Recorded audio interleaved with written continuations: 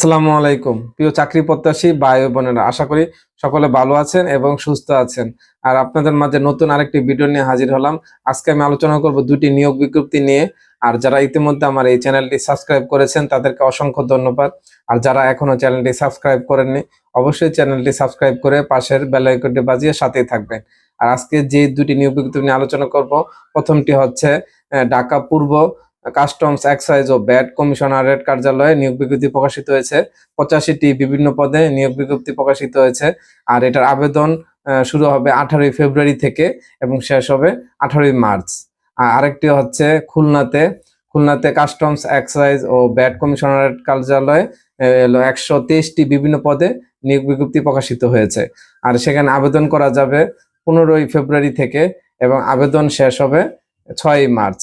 এবং এই দুইটি নিয়োগ বিজ্ঞপ্তিতে আপনারা চাইলেই যে কোনো সময় আবেদন করে নিতে পারবেন। এবং এই আশা ব্যক্ত রেখে আপনাদের কাছ থেকে আমি আজকে বিদায় নিচ্ছি। আর যাবার আগে অবশ্যই বলবো, চ্যানেলটি সাবস্ক্রাইব করে অবশ্যই চ্যানেলের পাশে থাকবেন। ধন্যবাদ।